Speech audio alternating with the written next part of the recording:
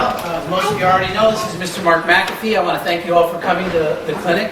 He owns and is responsible for the best raw milk in California. I've purchased his product often. He is from Fresno. Now, were you born and raised here? Is that I was. Yes. Actually, I was born in Los Angeles, here for 2 weeks, and then moved to Fresno. But pretty much been holding up court there. You go to Fresno Junior College? Yep. Play ball there? Yep, no, they do play football there. You look like a football player. For the state. I was trying to pump you up. But anyway, thanks for coming. I'm going to just turn it over to you and let you do your thing. Well, thank you for inviting me. My pleasure. And yes, I'm hot off of a tour back east, where I was back there for 7 days last week, and that's where I got a little cold. And it didn't get me down, though. I had a little cough, but I got over it without ever having to do anything. And I feel that my diet probably has to do that. There's people dying left and right back east from this really bad flu that's going around, and it's not good. But anyway, thank you for coming today and listening to our short presentation. Maurice, thank you for being here as well. Maurice is one of our chief salesmen of raw milk in California, and I say that lightly. It's more of an educational thing than it is a sales thing. Because once you understand human physiology, you understand nutrition, and how that relates together, you'll understand what living foods is all about. Yeah. Sorry. These little bacteria sapiens we got here are really the manifestation of what living foods are needed are all about. When you think about a kid and what they need to live, their immune systems when they're first born are very weak. Because in the birthing process, today when you're born in C-section and the children are washed off and they're not given the opportunity to get any good bacteria in the digestive tracts, guess what? They're born with immune systems that are depressed. And within weeks and months, sometimes you're given antibiotics, which further destroys their ability to get the normal bacteria in the flora, which screws them up even further. And as a result, we all know now we have all kinds of problems in our children with asthma and allergies and all kinds of food allergies and all kinds of stuff going on, which is really dangerous. What children need is all the good bacteria they can possibly stuff into themselves. And they need the food to feed those bacteria so they can have a normal functioning immune system. There are 750 trillion bacteria in our body, approximately, give or take a few hundred trillion or whatever.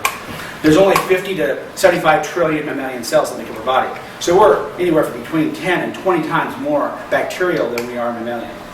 Now when you think about that, and you think about the immune system being 80% made up of, 75 to 80% made up of the good bacteria in your gut, then you really have to take on a new perspective on what we're made of and how we should feed ourselves to be healthy. And in the last 150 years or so, modern medicine has completely disregarded that whole entire phenomenon, and as a result, we are now living a disaster in terms of immune depression in our country, and in all countries, all first world countries in the world, and a lot of second world countries, and many third world countries where they're not eating their principal indigenous foods. You got to remember that our government does not have any preventive, there's virtually no prevention systems in our country. Most everything is supporting pharmaceuticals and Western medicine, which is cure-based after you're sick. So we have to take it upon ourselves as personal responsibility to think about prevention, because prevention is based on nutrition and physical exercise. And those two things are talked about, but nothing's going on there. There's no funding for it, there's no encouragement of it, there's no educational anything. There was an initiative back in the 1990s that was called Healthcare 2000, and it was supposed to put all this money and effort into preventing disease.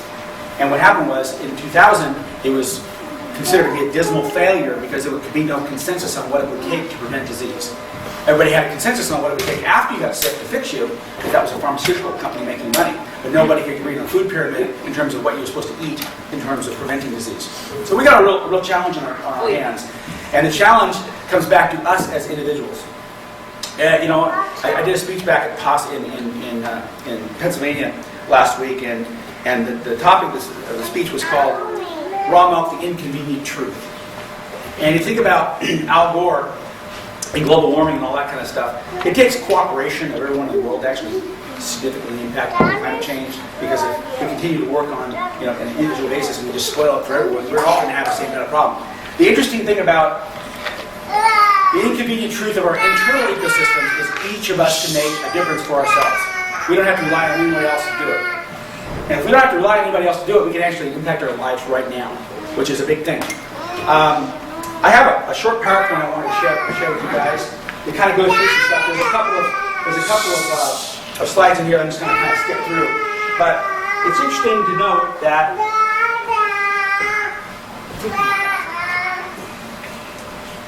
Again, we are bacteria sapiens here, and this is a group of our consumers that are rejoicing in drinking raw milk. In America, the elements found in raw milk are missing in our diets. Raw fats, enzymes, and bacteria are three things we just don't get in our diets. There's some yogurts out there that have a few bacteria, but raw milk's got between 20 and 30 bacteria per milliliter, or excuse me, different kinds of bacteria.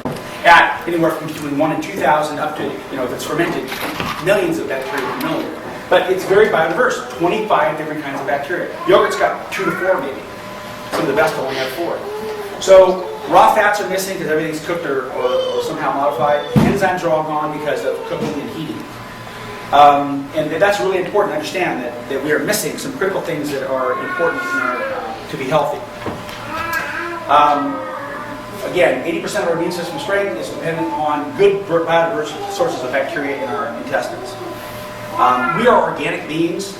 If we start thinking about ourselves more as a organic gardener with a compost pile in our gut, and then when we eat, we actually don't feed our bodies directly. We feed a compost pile that breaks things down, and then we assimilate and we absorb from that compost pile, we would be eating differently. Because you don't put hydrocarbons and preservatives and plastics and weird stuff in your gut would kill off the good bacteria that break things down in your compost pile. You don't want to put things in there that would break down rapidly.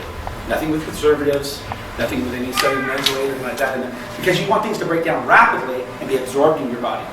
And that's exactly this kind of thing that goes on in root systems, by the way, in organic soils and gardens.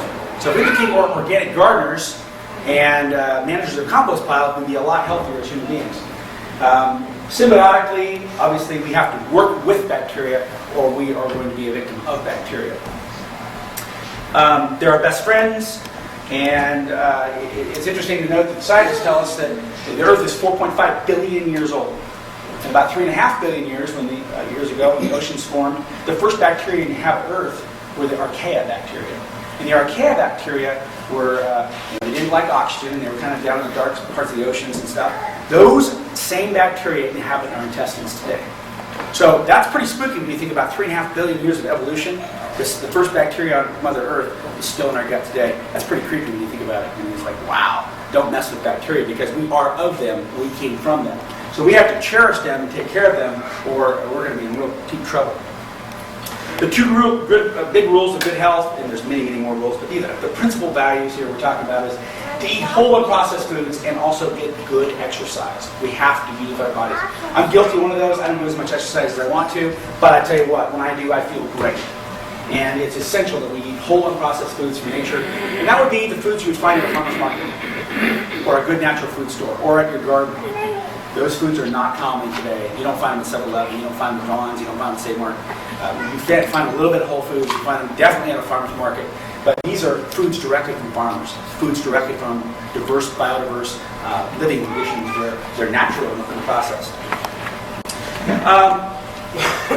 What kind of foods are we talking about here? We're talking about all kinds of foods. We're not talking about being vegetarian here. We're talking about meats from natural sources. We're talking about milk from natural sources. We're talking about fermented foods, fresh foods, breads, vegetables, pastured chickens, natural meats, fresh squeezed juices, all those things from natural sources. The American food system is really not good. We are in trouble here. If you think about it, all these chronic classic diseases on the left-hand side here have emerged in the last 75 years. Asthma, allergies, lactose intolerance, IBS, Crohn's, osteoporosis, all these things, MRSA infections, all these things were literally unheard of 75 years ago. But now, today, they're epidemic across our country, actually across the world. And they come from these sources generally: preserved foods, processed foods, and antibiotic use, and the creation of superbugs as a result of the fact we have weakened immune systems and superbugs being created by antibiotic use. 80% of the antibiotics used in this country are from where? They're being used in, 80% goes to the dairy industry and producing meat. So, 20%, yeah. What's that? So thank God we have drugs for all that. Well, what's really scary is the dairymen don't use the antibiotics to particularly cure the disease. They just give them in the feed so that everybody enhances growth. And what that's really doing is it's creating superbugs on a broad scale where resistant bacteria are created, and that enters our food chain at a fundamental level. And as a result, we're now having all kinds of problems with 247 people a day dying from MRSA infections in the United States.